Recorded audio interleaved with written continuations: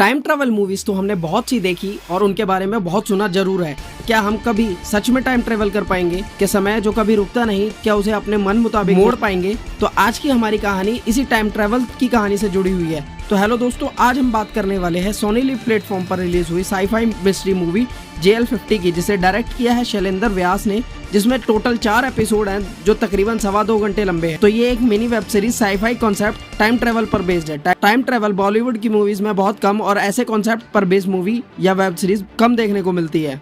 Action replay Akshay Kumar की भी इसी टाइम ट्रेवल की कहानी से जुड़ी हुई थी। तो इस 2.25 घंटे लंबी मिनी वेब सीरीज की स्टोरीज की कुछ पॉजिटिव नेगेटिव बातों के साथ आपको ये वेब सीरीज क्यों देखनी चाहिए, ये सब हम आपको इस वीडियो में बताने वाले हैं। तो इस वीडियो को आप पूरा देखिए। तो बिना देर करते हुए शुरू करते हैं आज का फिल्मी रिव्यू फिल्मी बातों के साथ।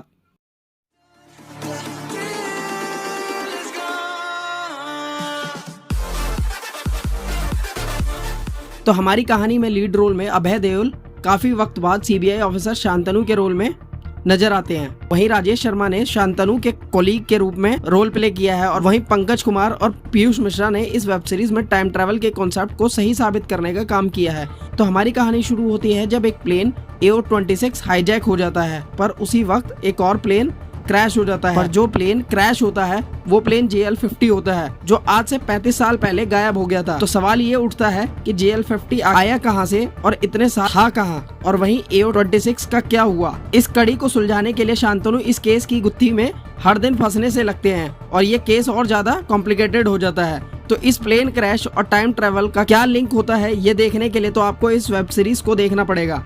तो अब बात करें इस वेब सीरीज के कुछ पॉजिटिव बातों के बारे में, तो पॉइंट नंबर 1 ये है कि बॉलीवुड में ऐसे कंसेप्ट पर बहुत कम ही मूवीज बनती है। जिस ढंग से डायरेक्टर और स्टोरी राइटर ने मूवी को दिशा दी है वो काबिले तारीफ है। पॉइंट नंबर 2 ये है कि वेब सीरीज में आप सिर्फ और सिर्फ क्राइम और प्लेन क्रैश के बारे में सोचते रहते हो, पर एक्चुअली वेब सीरीज की स्टोरी कुछ अलग ही है, जो इस वेब सीरीज की खास बात है और आपको एक बार में ही खत्म करने के लिए मजबूर करेगी ये वेब सीरीज। तो पॉइंट नंबर 3 ये है कि पहले पूरी स्टोरी को उलझते देखना और फिर धीरे धीरे उसकी हर एक कड़ी को सुलझते देखना लगता है, और वहीं डायरेक्शन भी इस वेब सीरीज का ऑसम सा लगता है। अब बात करें इस वेब सीरीज के कुछ नेगेटिव बातों के बारे में, तो पॉइंट नंबर 1 ये है कि डॉक्टर दास जो प्रोफेसर होते हैं उनके साथ CBI की मीटिंग कुछ जमी नहीं, क्योंकि सिर्फ एक प्लेन में बोर्डिंग कैंसिल करने के बेसिस पर ट्रेल करना थोड़ा अटपटा सा लगता है और उससे फ्लाइट मिसिंग जैसे सवाल पूछना थोड़ा सही में नहीं जमा। तो पॉइंट नंबर 2 ये है कि वेब सीरीज में टाइम ट्रेवल कॉन्सेप्ट तो दिखाया गया है, पर जब किसी को टाइम ट्रेवल करना हो तो किस साल में जाना है ये तो फिक्स करना पड़ेगा, पर ऐसा कुछ